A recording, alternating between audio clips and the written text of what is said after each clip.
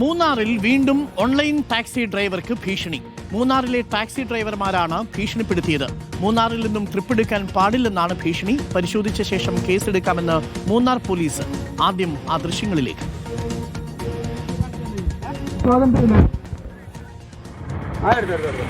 മൂന്നാറില് driver കഷ്ടപ്പെടേണ്ടി വരും. ഇപ്പൊ ആദ്യം എന്നാ പറഞ്ഞ ട്രിപ്പ് എടുക്കാനല്ല പറഞ്ഞ ട്രിപ്പ് എടുക്കും. അടിച്ചെങ്കിലും എടുക്കണ്ടേ?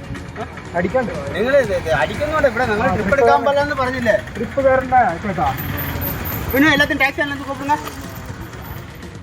രാഹുൽ സുരേഷ് ഉണ്ട് കൂടുതൽ വിവരങ്ങളുമായി. രാഹുൽ സുരേഷ്, നേരത്തെ യൂബർ ഓൺലൈൻ ടാക്സി ഡ്രൈവർമാരെ ഭീഷണിപ്പെടുത്തിയതുമായി ബന്ധപ്പെട്ട് ഒരു കേസ് ഉണ്ടായിരുന്നു. അത് വലിയ വിവാദമായിരുന്നു. ഇപ്പോൾ വീണ്ടും ഓൺലൈൻ ടാക്സി ഡ്രൈവർമാരെ ഭീഷണിപ്പെടുത്തുകയാണോ ഇവർ?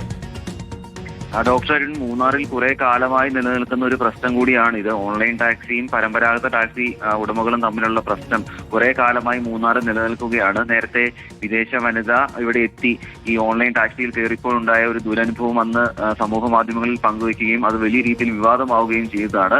അന്ന് ഗതാഗത മന്ത്രി വിഷയത്തിൽ ഇടപെടുകയും വിഷയത്തിന് ശാശ്വതമായിട്ടുള്ള പരിഹാരം ഉണ്ടാകുമെന്ന് അന്ന് ഉറപ്പ് നൽകിയതുമാണ്. പക്ഷേ മാസങ്ങൾ പിന്നിടുമ്പോഴും തൽസ്ഥിതി തുടരുന്നു എന്നതാണ് എടുത്തു പറയേണ്ട കാര്യം. ഇന്നിപ്പോൾ കൊച്ചിയിൽ നിന്നും ഓൺലൈൻ ടാക്സി മൂന്നാറിൽ എത്തുകയായിരുന്നു. തുടർന്ന് ഓൺലൈൻ ടാക്സി ഓട്ടം സ്വീകരിച്ച ശേഷം കൊച്ചിയിലേക്ക് മടങ്ങാൻ ഒരുങ്ങുമ്പോഴാണ് അവിടെ ഉണ്ടായിരുന്ന പരമ്പരാഗത ടാക്സി തൊഴിലാളികൾ ഈ വാഹനം തടയുന്നത്.